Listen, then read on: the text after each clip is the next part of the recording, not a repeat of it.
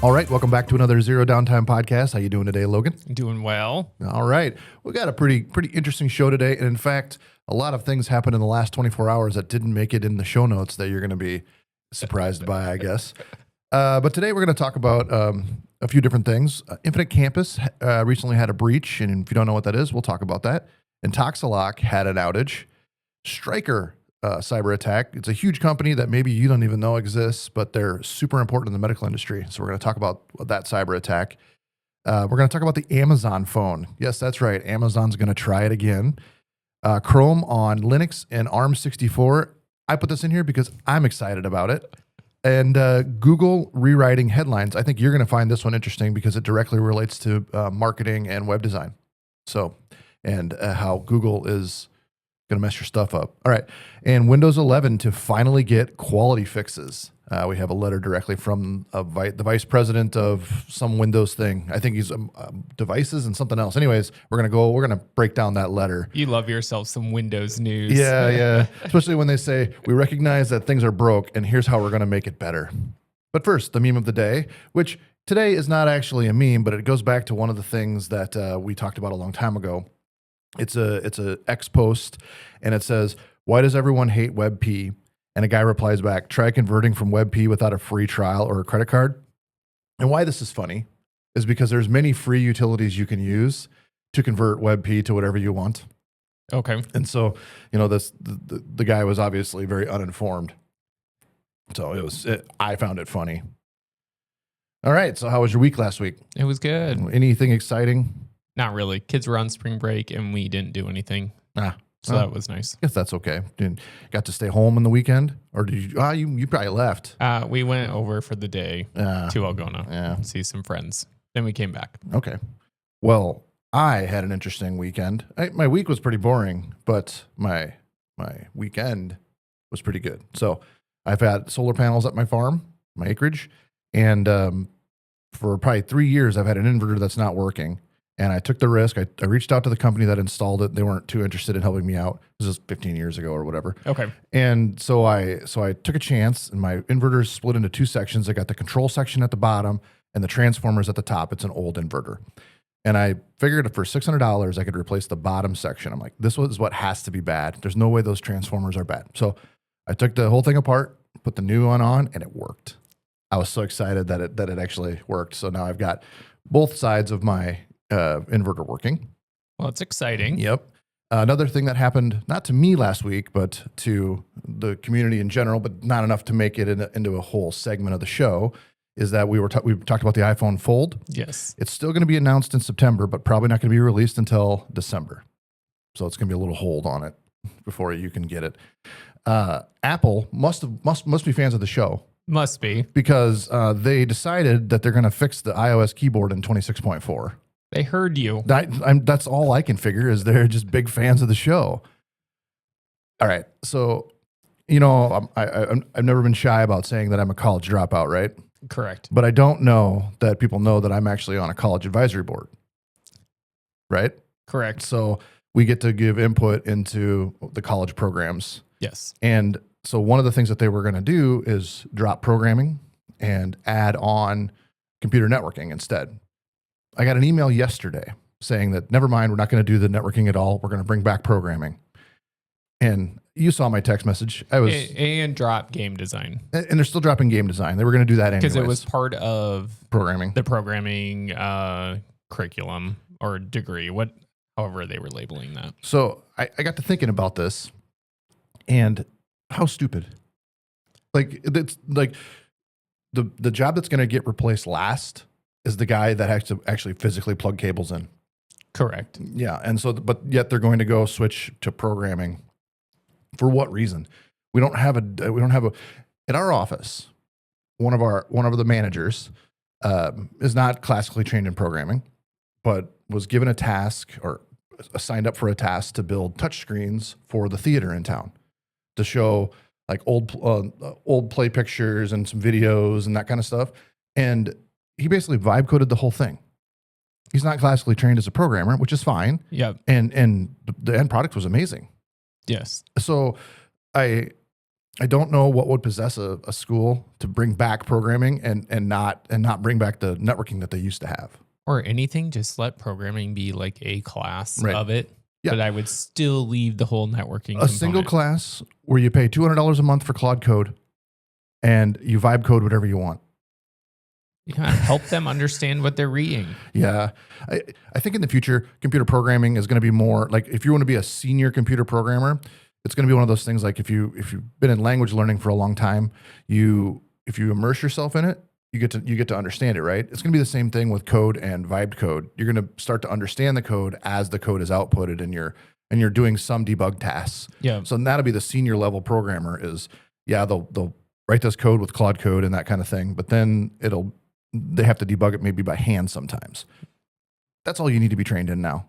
I mean, the first job that they're coming for is computer programming. Yes. I was surprised that they were going to drop the whole networking side of the Right. I have not degree. said anything to the group. Will you respond? Usually I'm pretty silent in that group. So I don't usually do much. This is up your alley. I know it is, but it sounds like And you're not quiet about anything. Well, anyways, I had the funnest experience last night. Doing. Okay, so about 2:00 in the afternoon, I get a call from a toll-free number, and it says Google, and I answer, and it's an automated message saying that my account was hacked, and not hacked, but there's been fraudulent activity detected on my account. If I didn't do this, press 1. So I pressed 1. Nothing happened. Phone didn't even hang up. So I'm like, oh, this is a scam, whatever. So then I'm sitting out working on some stuff, and my phone rings. It's a California number.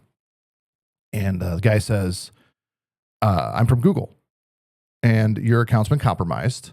Here is the account, and it's an account I don't use anymore. Okay. Right? And so we go, he goes, we put you on a temporary hold, security lock hold or whatever. We've set a password. Don't change this password. And you can log in. You can still log into your Gmail. And did he give you the password? He gave me the password over the phone. Oh, there's like your number one. So I type it in, and sure enough, I'm in my account. So of course, the first thing I do is change the password and set up 2FA because I didn't even have 2FA on this account. Okay. Right. Then I get another call from that first guy was definitely like an American, no accent or anything like that. The next guy was like a European guy. Okay. And he was from a crypto exchange company, and he said, We've gotten an account takeover request, and this guy by the name of Mohammed Hassad or something, and that was the same guy that they said tried to take over my Gmail. Oh, okay, interesting, right? Yeah. So the guy's like, I'm going to initiate you didn't do this, right? No, I didn't do any of that. So we're going to initiate account retraction type things where we can put your account on high security or whatever. So then they send me an email, and I catch it in the email that it's whatever at crypto exchange via, and then it's a domain that's similar but different. Okay. And so I click it, of course, and I go through and I put my they have a 6-digit code that's supposed to be secret, right? Don't give this code out, as temporary. And so I type it in, and then it asks me, and then it spins. I'm like, this is spinning for a long amount of time. And so then it takes me to the username and password screen. I put a wrong username and a wrong password in. Then it acts like it works. So then I get up to the next screen, which is where you enter your 2FA. So then I go to the guy, I say, look, I know this is a scam. How do you know it's a scam? I said, you're not even sending it to me from the crypto exchange domain. Oh, it's a subdomain. I said, a dash is not a subdomain. It would have to be whatever .cryptoexchange.com. And he's like, well, no, this is how it works. I don't understand the technicalities of it. And at the same time, I'm like on my computer doing a whois to see how long the domain's been owned. It's been owned for 4 days. And I go, you had this domain for only 4 days. The crypto exchange that I work with has had a domain since 2000. I mean, it was something else before that, but, and so I just don't believe that it is. Hangs up. So I'm not done yet. I tried to call him back, number disconnected. So then I called the first guy back, and I said, all right, I didn't fall for it. What's the scam? And he's like, well, tell me how much crypto you had in your account and all this stuff. And so I made up some numbers, and because that account doesn't have anything, Okay. right? That is nothing. And he comes and we chat a little bit about what they do. He says they make about $2 million a week. Wow. Stealing crypto. I don't, whether you believe him or not, I don't know. Right. Yeah. I mean, it could be. And so He could bet his first call. he asked if I wanted a job. I said, look, man, maybe when I was in my 20s, it would have been cool. But I'm older now and I got a family, and as fun as it would be, I don't think that that would be a good thing for me. So then he goes, you're a cool guy, whatever. Don't fall for this stuff. And I'm like, I didn't fall for it. And so we hung up. 5 minutes later, he calls back, and he's like, tell me what we could have done better.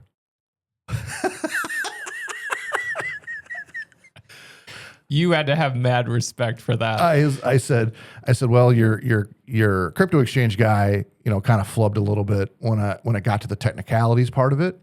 And I said, the thing is that, well, I don't agree with your scam, and I've already reported you to Cloudflare.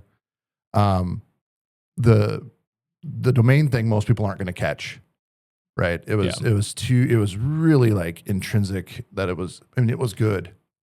So anyways, that was my hour or so last night. It was so much fun. I'm like, you enjoy a good spam call. Well, yeah. And it really wasn't spam. It was directed at me. In fact, did you ask how they found you? No, but they had all my info. They had my social security number. They had my driver's license number. So my guess is something at Kraken got hacked, or some other exchange got hacked. I can't prove any of that. But anyways, that was fun. I had a good time chatting with that guy, and I hope he does well, I guess, in whatever his endeavors are. Best of luck, sir. Best of luck. And one other thing that happened in the last 24 hours, I didn't quite make it into the show, was the FCC put out an order saying that home routers, so the router you would use for your internet at your house, wireless gateway, Yep. have to be made in the United States. If they're not made in the United States, they won't be allowed to be imported anymore. Wow. Yeah. Now they're going to be able to file for exceptions, and anything that's already on the shelf is still okay. But any new routers supposedly have to be made in the U.S. Now, why is this happening? Well, they most of the routers are made in China. China's very, very adversarial to us, and so they're probably putting backdoors and things. But here's the real rub for me, is that they seem to have put it only for consumer grade electronics, so the stuff at your house. Yep. But enterprise and small business, they didn't. So that all of that can still be manufactured in China. That doesn't even make sense to me. I would really think that the things you'd want to protect the most would be the U.S. businesses. Now, Correct. A lot of U.S. businesses that work with the government already had specific requirements that their stuff be built in the U.S. Okay. That might be part of it, but that doesn't, all it does is put a target from home users now to business users. But I guess the one reason I could think that you would do that is you might have compromised, it might be easier to compromise things at your house and then you to carry that back to work.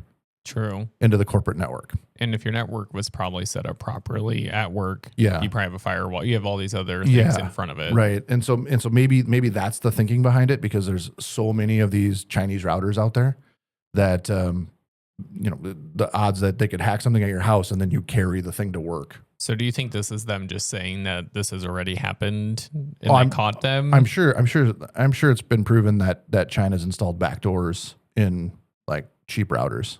I'm sure that's a thing. I'm sure the government requires them to do that, actually. Wow. One time we ordered Bitcoin miners a long time ago from China, and they came and they were all backdoored. That was pretty neat. I caught it in a Wireshark TCP dump because I couldn't figure out why they weren't mining very well. Yeah. And like half the hash rate went to China. All right. Infinite Campus breach. So ransomware group ShinyHunters has breached the Salesforce of Infinite Campus. So Infinite Campus, if you don't know, is a student information system. So I know you know what it is, but schools use Infinite Campus for pretty much everything with students: grades and report cards, attendance tracking, schedules and classes, parent portals, emergency contact info, health and immunization records, staff and admin data. Probably if the school needs to store stuff, they store it in Infinite Campus. Well, I was notified of this in the morning, yesterday morning, which I think it came out the day before. So I'm going to read the letter from the CEO. It says, on the afternoon of March 18th, 2026, an unauthorized actor gained access to Infinite Campus employees' Salesforce account. Multiple security measures started with our IT and security teams of the intrusion, and the Salesforce account was immediately disabled. That evening, the unauthorized actor, claiming to be part of a group known for targeting Salesforce accounts of hundreds of companies, contacted Infinite Campus demanding payment in exchange for destruction of the Salesforce data they claim to possess. Infinite Campus has not and will not engage with the unauthorized actor. Our ongoing investigation indicates the unauthorized actor was not attempting to, nor has access to customer database. Their target was Infinite Campus Salesforce instance consisting of names and contact information for school staff. The majority is directory information commonly found on school websites. Out of an abundance of caution, Infinite Campus promptly disabled certain services for any customers that did not have IP address restrictions in place in the event that sensitive information had been included in any customer communication. That little sentence is important, and we're going to come back to that. Further, Infinite Campus and its security partners are scanning the Salesforce data that may have been accessed. Infinite Campus support teams have been assisting impacted customers by reactivating the disabled services and will contact districts directly if any additional concern is found. Please contact your certified support organization if you have questions. So then ShinyHunters came back, or didn't come back. I went out and I found their Onion site, which is on Tor, which is not accessible. It's the dark web, right? And so I wanted to read what they said. So they said, Infinite Campus Incorporated, sales records containing PII, which is private information, and other internal corporate data has been compromised. This is the final warning to reach out by the 25th of March before we leak doing the service and doing several annoying digital problems that'll come your way. So that goes back to the asterisk I put there. They were claiming that they only got into the database, or the Salesforce database, right? Yeah. Which Salesforce is used for customer contact, lead generation, and technical support. Okay. So here's where the things get muddy. In education, especially, well, probably all education, but the education that I'm familiar with, which would be the K-12, teachers, staff, even administrators aren't good at password management. I guess most people probably aren't, right? Probably not. So probably what's in some of that Salesforce data are usernames and passwords, right? For logging in to Infinite Campus. And Infinite Campus does not require two-factor authentication yet. So you can turn it on, but it's not required. Are you just saying yet because of this? Well, I mean, I don't know how you don't do it after this, right? Yes. But a lot of people might say, but hey, John, it's just the Salesforce, so it's not a big deal. Well, I just explained the passwords. Also, a year ago, there's a company by the name of PowerSchool that is a very similar student information system that was hacked the exact same way. It started with a Salesforce breach, and after that, they targeted the main database and all of the other info. So for the guy I understand why the CEO of Infinite Campus is trying to downplay it, but the fact that they disabled services on their main cloud for providing access for students and teachers and parents and all of that, the fact that they did it there tells me that there's something more deep. Yeah. Right. They have to be careful what they say, but they're going to take precautions. I was like, they absolutely have to be careful with what they say, because everyone's going to read in. I mean, just like you. Yep. You're reading it. Mm-hmm. Know that there's more. Well, there's always more. I read it as a computer person that has been a part of these attacks in the past, and they always have more. By the time they announce that they've been in to your Salesforce, they've already downloaded it, they've already parsed it, they've already checked and gotten access to other stuff. Yeah, to prove that it works. Yeah, so that way, when the 25th comes and goes, if they have that access, they're going to use it. So do you think they will call their bluff, or do they think they're bluffing? I think that they probably think they're bluffing. And if I don't know what the staff of Infinite Campus is like, but I'm guessing that letter was polite, but I'm guessing they're running around with their hair on fire right now, trying to figure out what access they have.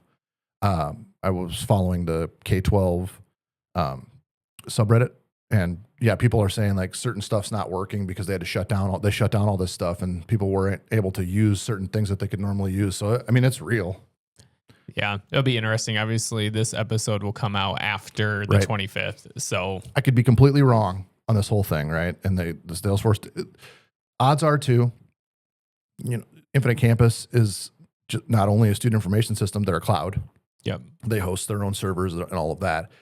A Salesforce can be hosted by Salesforce, or it can be hosted by you. Oh. Odds are they're a cloud hosting company. They're probably going to host their own Salesforce data, right? It just makes sense. They're already paying for the servers. They're paying for the capacity. Why not host it yourself? Yep. Odds are Salesforce is somehow connected to their cloud somehow, right? To their student information system cloud. Yep. For fetching data, whatever. So yeah, I think that this is going to be interesting. And there was a bunch of schools that after the Power School hack happened last year, switched over to Infinite Campus. But if you had said that for the Power School one, that it had to deal with Salesforce first. Wouldn't you have looked into Infinite Campus to realize that they also use Salesforce? Right. So you're exactly right. 100%. Salesforce is such a powerful tool. We don't use it, but it's such a powerful tool that a lot of companies use it. But the worst thing is that they use it in a way that's bad, because they let staff send usernames and passwords and all of that kind of thing, clear text. So anyone who can log in, if they have high enough access, can see everybody's tickets and download all that data. They're not saying what staff member got hit, right? Yep. So it's probably somebody important, not just a customer service rep with 10 customers. It's that CEO who wrote the letter. Yeah. We're not saying that. I know. All right. So that kind of covers that one. By next week, we'll know what happened, and I guess we'll report back. Sounds good. Intoxalock outage. So actually an Iowa company. So Intoxalock makes ignition interlock devices. So that's court-ordered breathalyzers that go into your car. They're installed after DUI convictions. Your car won't start unless you pass a breath test. You've seen it in the movies, I'm sure. It requires periodic. Had some friends that had them. Okay, well there you go. It requires periodic calibration and communications with back-end systems. So these things are smarter than they used to be back in the day, right? They actually communicate with cellular data. Okay. Back to the mothership, let's say. We don't know exactly what happened, and Intoxalock really isn't being very forthcoming on what's happening. But the lockouts appear to be a result of Intoxalock's breathalyzers needing that periodic calibration. They require a connection to the company's servers. Drivers who are due for calibration can't perform, one, due to the company's downtime. So basically, that means they can't start their car. They can't go to work. These people, probably down on their luck a little bit anyways. And now they can't start their car to go to work. Well, it's not even free to get those installed. No, of course not. You pay for it all. You probably pay a monthly fee for it too. So, I don't remember what it was for one of my friends, but I know it wasn't cheap to get it in there. So the company is offering a 10-day extension, basically on calibrations. But I don't know how they tell the device in the car, wait 10 days. Well, and you have to go back to a dealer, like an authorized dealership, to do that. Right. But if their servers are down, how do they make the change? If they can't communicate to the servers, maybe somebody can plug into the device and make the change manually. Maybe. I don't know. Like I say, they're really weird. They don't have a lot of information on how their system works. I've always found those things crazy because mid-drive, you still got to blow back into it to keep your car going. Oh, wow. Like, how safe? They're also offering towing services if your car is like in a parking lot and can't start. I think that's the most important thing out of that whole statement. They know this isn't going to work. So yeah, my takeaway on this is that Downtime in this instance is not related to servers at all. It's related to physical function. People can't move because of this. There's 150,000 of these Intoxalocks installed. Potentially 150,000 people couldn't go to work. I mean, I guess the moral of the story is if you would have made a better choice in the beginning, you wouldn't need one of these. People make mistakes, and I won't discredit that. But if the government's going to make you do something, Yeah. it better work. That's crazy. All right, Stryker. I've been putting this one off a few weeks, and I don't know why. I just keep forgetting about it because I'm sure a lot of people know about Stryker, but there's probably a large subset of people that don't know about Stryker. Stryker is a huge company, multinational. They're one of the largest medical device companies in the world. So they make equipment for hospitals that treat patients. So they make your hips, they make the knees, the beds, they make all of this equipment. Basically, they're the supplier and the creator of this medical stuff. If you're ever around a hospital, look at the wheels on a bed. They probably say Stryker on them. All right. So the attackers actually didn't hack Stryker. No data got stolen. However, every system got wiped. What is worse? Hundreds of thousands of computers, laptops, phones, all of it wiped. Just what there 1 minute, gone the next. They use Microsoft Intune, which is an MDM, a device management application. And that has the ability, once your device is enrolled in the MDM, one of the options is to wipe the device. Because if a device is stolen or lost, you would want to wipe it. Yeah. Right? So they use their own tools against them. Probably an administrator or someone who had administrative access to Intune was phished correctly. Gonna think about my call that I had. Yeah. He got a call from somebody who was pretending to be somebody. I mean, the company's so large, right? Yes. You might know your up chain to who your bosses are, but you maybe won't ever talk to your third boss up the line. Yep. Right. And so your third boss up the line calls you and says, we need you to reset your Intune. We're detecting problems or something. Right. Yeah. And so you follow all the steps and then, oops, I just gave somebody access to the Intune that had the MDM and I wiped everything. Does it say how many devices got wiped? Tens of thousands. I mean, it's gonna cost billions probably to bring it all back online. They have backups, I'm sure.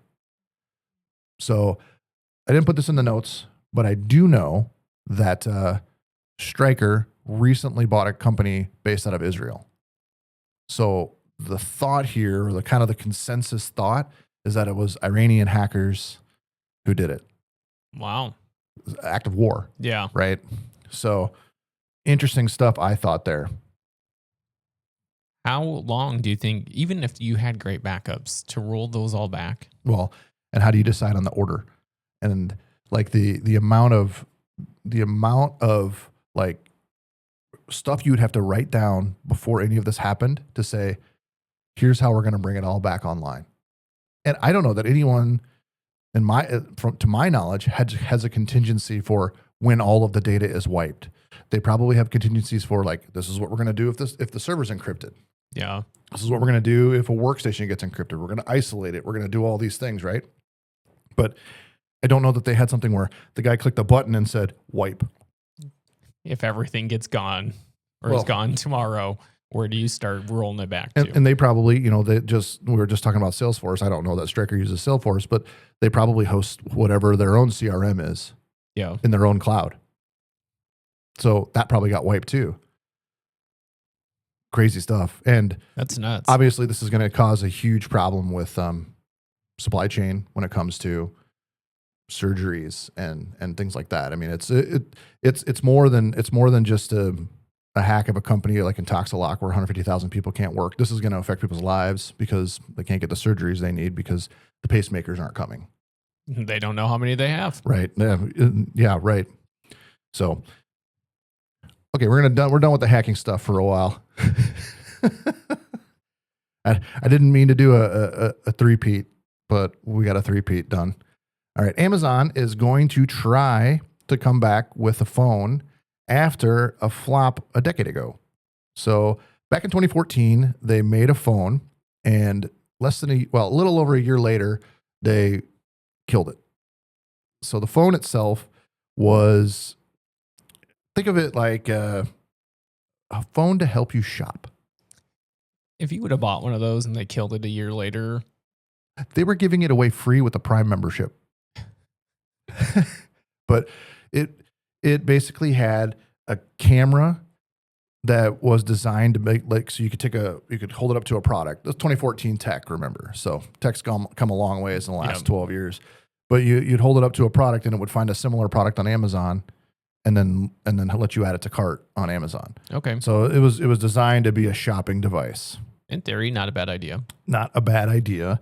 The bad part is the style of camera it had on. The phone lasted only a few hours on battery. It didn't run Android. It ran their own proprietary Fire OS. Oh, well, that was probably one of their mistakes. And yeah, so there's, the developers would have to create an app for that store then. Yeah. So you can see where this is going. I can. All right. The new code name for the phone is called the Transformer. The phone is it's a potential mobile personalization device that syncs with home voice assistant Alexa and serves as a conduit, of course, to Amazon. The initiative is the newest chapter in a years-long effort to bring Bezos' long-held visions open new tab of ubiquitous voice-driven computing assistants akin to voice-controlled computer from Star Trek. Not my words. That's a Wall Street Journal. Bezos had envisioned a smartphone that had shopping at its core and could take on Apple by offering shipping convenience. I guess they do have a huge network of shipping. Yeah. We signed up for Walmart Plus. Okay. So I get it free with my Amex. Okay. And my mom was telling me about it. She goes, "Oh yeah, I get my groceries delivered." And I know you've never been to my mom's house, but she lives in the middle of nowhere on a crap road, like miles. Like, we're way closer to the Walmart than she is. Okay. Boy, that's nice. Some dude comes out and delivers your groceries right to your house. You love going to Walmart, so but I that don't would take away from that. But I don't like picking up the groceries. So I got to sit there in the stall. I call the number because, my wife orders them online. Yeah. I hate the sitting there and waiting part. And then I have to conversate with somebody when they come out because I get out of the car and help them load it. Such a gentleman. I don't want my eggs broken. So anyways, side note.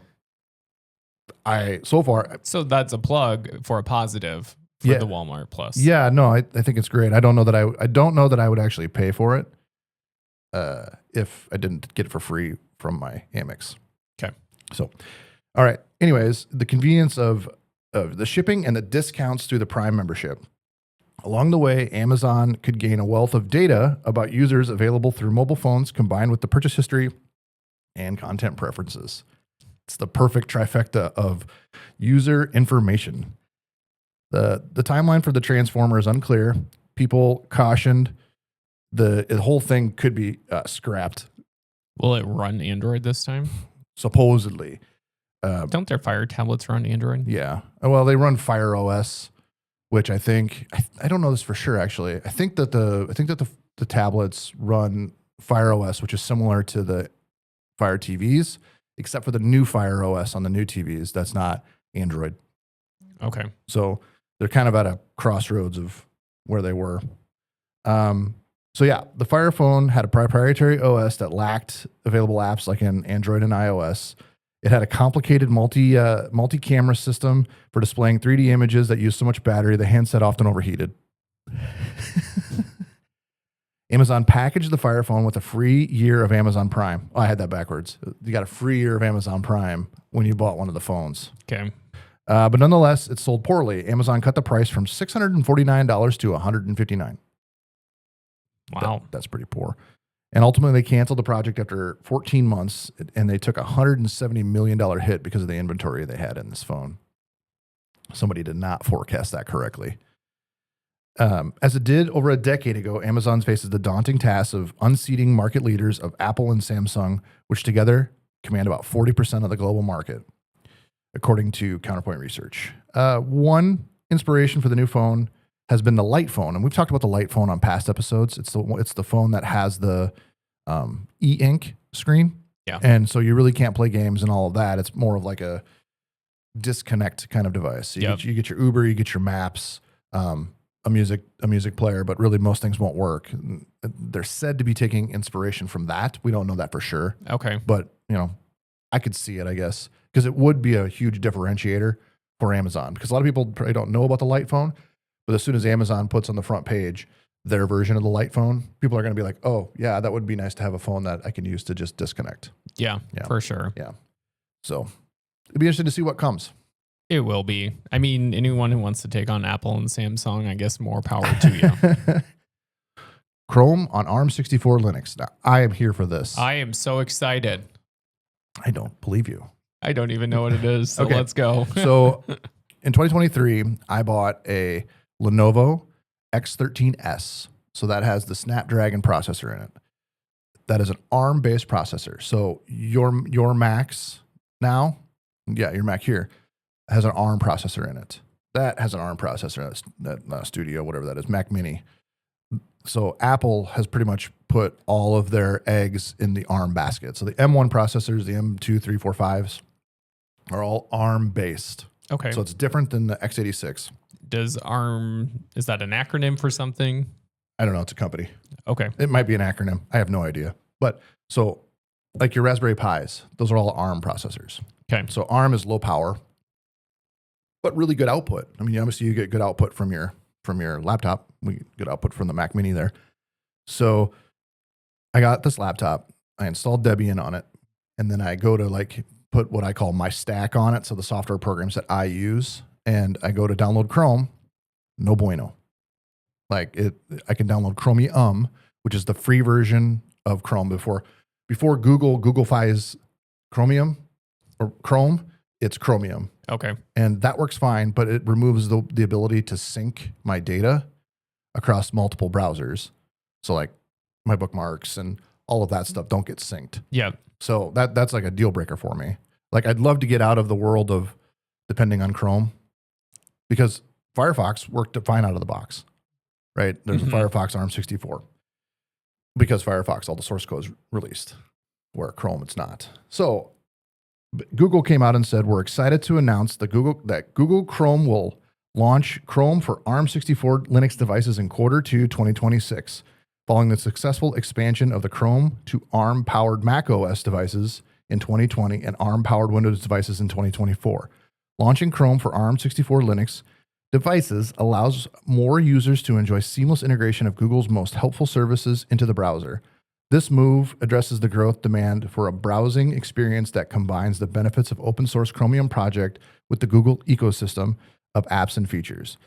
This release represents a significant undertaking to ensure ARM64 Linux users receive the same secure, stable, and rich Chrome experience found on other platforms. Like I said, I'm here for this. You don't have to wait much longer. No. Q2 is right around the corner. That's why I put it out here, because I busted the laptop out again this weekend. And I was like, I wonder if we've, come any further in this. And I searched and I'm like, holy cow, we're going to have it. I got to put this in the show, because while it's an announcement that people care about, there's probably a lot of people that actually don't care about it, because not a lot of people. Now I will say this, Chromebooks, not all the Chromebooks, but certain Chromebooks have already run on the ARM processor. Okay. And Chrome is obviously embedded into a Chromebook. Yeah. So they've already had, and Chrome on the underside is Linux. So they've already had Chrome for ARM available. Now, granted, it's probably some kind of different version of Chrome or whatever, but they've already had it. So to be last in this race is kind of disappointing. But it's finally coming. But it's coming. So I'm gonna look happy, be happy about this. You can let us know when it arrives. Oh, don't worry, I will. All right, here's the one I think you're going to be interested in. So Google is experimenting on rewriting headlines in its search results. So when you write a blog post, somebody's going to be typing, or somebody will type a certain thing. So in my example, The Verge I used the Cheat on Everything AI tool. Google changed the article in the search results to cheat on everything AI tool. It has been doing this already. Oh, no, it does. Yeah, that's what I'm saying. Yeah. Google says it's a slow rollout, and I don't. It's been happening for a while now. Yeah. So there's another tool called the Discover tool, and I don't know what that is.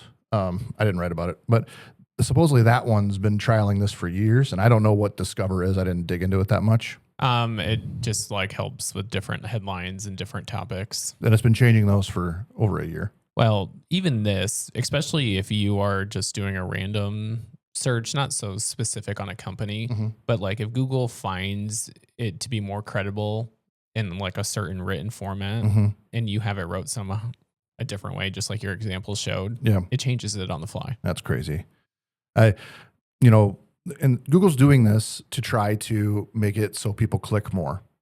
But what Google seems to not realize is this data that they've stolen from these websites all over the years makes it so people don't click on the websites. It used to be back in the day, if you wanted a calculator, you would search online calculator and then you'd click the first link, right? Yeah. Well, now you type online calculator and Google's just got one. Yep. Right?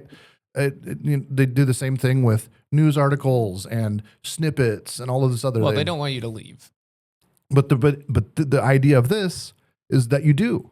Well, it is that you do because they're trying to get you to the place that you want to be found. But still, you'll have your AI overview. Everything's going to happen before you even get to looking at other people's options. Right. I just find this crazy because I'm not an author. I've never written a book. I've barely written a blog post. So I would think, though, that when I come up with the title, that's my title, and that's what I want to call it, and that's the description of the article. No tool is going to do it better than I did because it was my title. Google disagrees. So you're saying, have you had it happen to your sites? Yes. Wow. So this article that I'm sourcing this from is only a few days old. It has been happening for quite a while. Okay. Interesting. I'm like, that part isn't full on new. So Google has been summarizing people's titles for a long time. In like the link you click on to go to the site. Yes. Wow. I think that's baloney. We, part of our web firm had acquired a different web firm. And back in the day, we had some titles on that site. So I'm talking years and years ago. Okay. It would change them. Wow. So a lot of times when you click on like a WordPress, the title is in the link in the browser. Yes. Does it change it to the Google one or does it change it to the yours? So in Google, so like you're saying in WordPress, you can set say your homepage title. Yeah. So whatever it says in the title that you typed in Google, it usually pulls that title as the biggest font. It's usually like the header component of like that search engine result. It will modify that. Okay. So like you may have it wrote a certain way. And when you go read it, it may swap some words around that is more relevant to whatever that person was searching. Have you ever had a customer come back to you about this? Never. Most people don't know what their titles are. Oh, sure. Do you know what I mean? Like yeah. They're reading and not having a clue that we set that in the first place. They may already think that Google is putting that information out there. Okay. But once you click the link, it's your title. It's your title then. Your site how is doesn't change. How is that not more confusing? Because no one sees the title, John. The only way you see the title is in the URL, your tab. Right. It just shows it the whatever. And if you have 19 tabs open, like a lot of people do, you'd only see like the first two words anyway. Okay. Well, no one knows what this page title is. Okay. Well, then never mind. I think it's good. I mean, it's interesting. Yeah.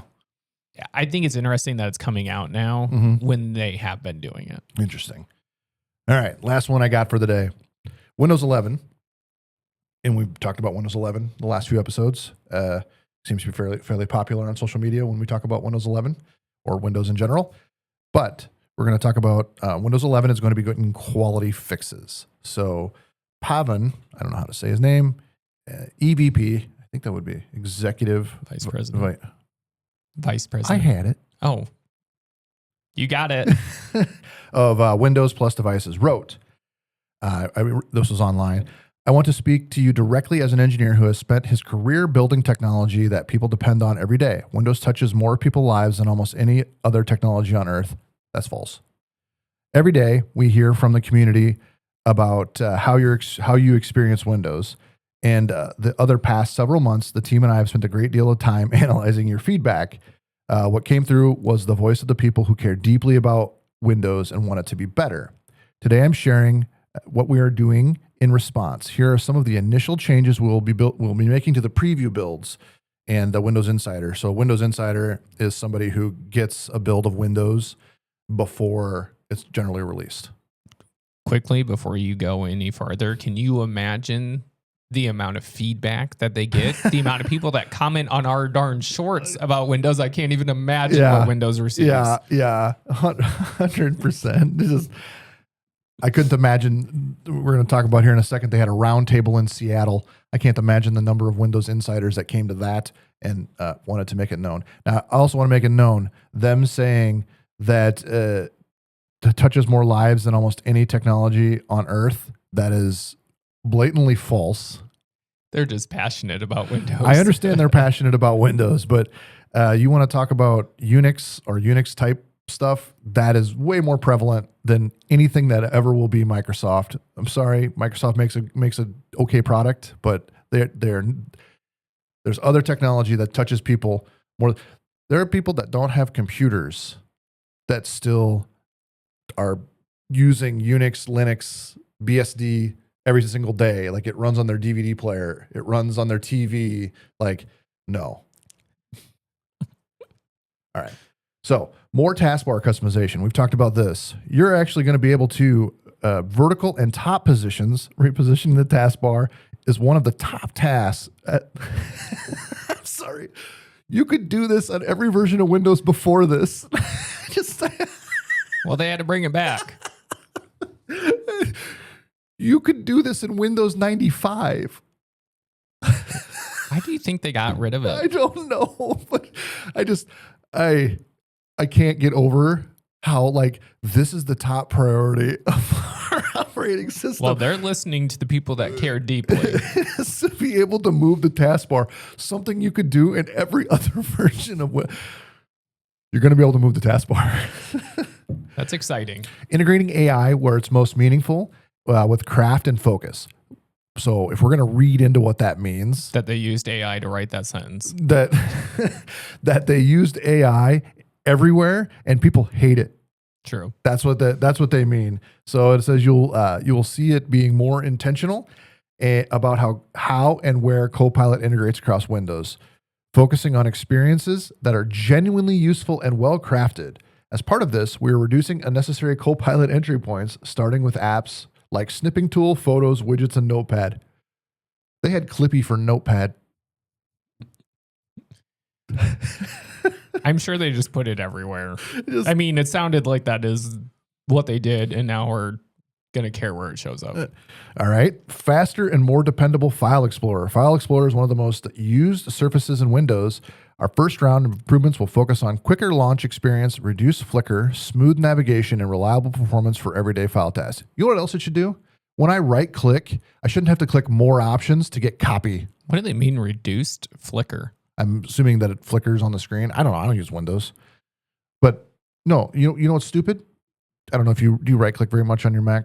Nah, I mean, more than what you probably think when I'm on the web. Okay. Well, yeah, on the web, but like not on files. No. Okay. So in Windows and on Linux, right-clicking is like a priority. We do that for everything, right? So when you right-click a file in Windows, you can go down to properties. You can say copy, paste, whatever. And that all used to be on one little thing that opened up. In Windows 10, I think, or a later version of Windows 10, they went to like a shorter list and then more options. Then you click more options and it opened another thing, not even a slide out, but it like repositioned another accordion. Oh my gosh. And it was like the stupid things that you want to do. Properties, copy. I feel like I'm missing out not using Windows. I've done a really good job of making you fall in love. All right. More control over widgets and feed experiences. Widgets should be helpful and relevant, not distracting or overwhelming.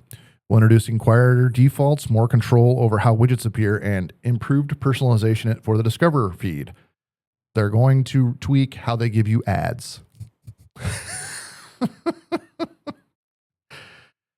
Building on these changes, what follows below is our broader plan and areas of focus for the year to raise the bar on Windows 11 quality. The work is underway. You can expect to see tangible progress that you'll be able to feel as you preview builds from us throughout the rest of the year. Last night, I had a chance to sit down with a small group of Windows insiders here in Seattle to listen, to answer questions, and to share more about where we're headed. The Seattle meetup was the first of several stops our team will be making to engage in person in more cities around the world to connect the Windows community. How do we get that list of where they're going? I assume since Apple listens to our podcast that Microsoft must too. So I only assume. Yeah, I mean, it's just the only thing that makes sense here. So I don't think the amount of trashing I've done on Microsoft, he's going to want to sit down and chat. All right. He could be a guest. There you go. That wouldn't be awkward. Thank you for holding us to a higher standard. Windows is as much yours as it is ours. When you can move the taskbar. We're committed to strengthening its foundation and delivering innovation where it matters for you. The letter was much longer online. People don't want to listen to me read. So if you want to look it up, look it up. I mean, kudos to them for addressing issues that are being brought forward. I mean, people have been complaining about a lot of this stuff since Windows 10. So what I'm guessing is they're starting to hurt their bottom line. I'm telling you, when I search online to try to find these articles to come in here and talk about, because I'm not so much a news junkie. It's just I like interesting news. So I actually have to go out and search for this stuff to try to figure out will it work in the show? And the amount of articles that I'm finding now that Proton exists is the amount of people that are saying they're going to switch from Windows to Linux because gaming is solved. Okay. And the only thing that I can see from this is Microsoft has to listen to their customers now because they're seeing their bottom line get hit. That's my guess. No one wants that. I don't think that it's the year of the Linux desktop. Every year, the Linux. I think you're going to start every year with the year of the Linux desktop. The subreddits and Facebook and everything like that is this year is the year of the Linux desktop. And it's probably not. But in any instance, I think Microsoft is having to listen to their customers because they're seeing their sales hurt. Yeah. So, well, we'll see. Yeah, that's what I got today. We'll see Logan. what they roll out with. So the question I had for you today actually extremely fell well, and I didn't even know that we would go and talk about passwords so much. So my question is, what is the biggest mistake you see employee access and passwords that could easily be fixed? Yeah. Storing your passwords in OneNote on your desktop. That is a fix? Don't. Oh, why? I'm like, no, isn't that exactly what they shouldn't do? Simple implementation of a password manager that can be shared across all staff. So something that is 2FA'd for all staff. LastPass is one. I know at our office, the guys run on A&P. Not that I don't run A&P, but the guys that are boots on the ground A&P every day have decided to use Bitwarden, and that's how they can share passwords. They can store their own passwords. That way, if they leave, we'll get access to their passwords again. Like there's nothing hidden, right? We're not storing these passwords in easy ways to get them taken. Do you find that many of the businesses that we work with have utilized using a password management system? Unfortunately, no. It really not. You can preach and preach and preach about it all day long, but people in general, I think, like the things that they're familiar with, and so they like the passwords that they set, and they think that something like LastPass or Bitwarden or whatever gets in the way of their day-to-day when they just don't want to, they're too afraid to make the change because they don't understand it. And so education is important, and we try, right? But we can only do so much. And before, then what happens is there's like password disparity. So they do start saving passwords in LastPass, but then if we don't make sure to shut off Google passwords, or they use an iPhone in 26, whatever, the new one is really hard on people if you're using a password manager. I don't know if you've noticed this. No, I But haven't. if I go to a website and I need to log in, it offers its password manager first. Okay. And I'm sure you can shut that off. But it's being really hard on those other password managers that you've used over time. So it becomes cumbersome to the person to use a password manager. And I think the thing is if we as a company turn around and set it up correctly, then they won't know. But it's a hard hurdle to jump. Yeah, I would just say that to be more proactive than reactive when it would come to the situation for Right. any business, that you may save so much time and money Yeah. if you would take the time to utilize a password manager. So what we see isn't so much even the people remembering their passwords. It's when people come and go. So if you had a particular task at your business and it required a particular set of utilities, online utilities, local utilities, whatever, and that person leaves, and let's say they had 2FA set up to go to their cell phone. Why don't we use the example of getting into a website that holds your domain? Yeah. So I mean that's a perfect example. Network administrator has their cell phone tied to the registrar. Yeah. And we need to get in and it needs to send a 2FA code. It goes to the old IT guy. Well, is it probably illegal that he holds it? Probably. Is it going to be easy to give it up? No. And even going to GoDaddy to get them to, we sent a letter from the superintendent. We sent a letter from like everything that they asked for, and they still denied us. Yeah. So now we've gone to the state attorney general, right? And they're going to get it done. Yep. But it's a pain. So, what we've done in those instances is we built a service that's a web service that still lets you do the 2FA texting, but it goes to a web application. And so then they can get in and they can get their 2FA codes and all that stuff they need. So that way, when a network administrator leaves or somebody leaves, nothing is tied to something that's theirs. Yes. And that's the thing about passwords too, is if they use this set of utilities and they leave, yeah, if you call them, they may give you information or they may not, right? But if you had a way that you could manage your entire office through one password manager, then if somebody leaves, it's not detrimental to your business. And I think that's really important. Absolutely. So. Well, John, that is all I had for you today, sir. All right. I think we broke our record here. Please like, comment, and subscribe on whatever platform you're listening to us on. Have a good day.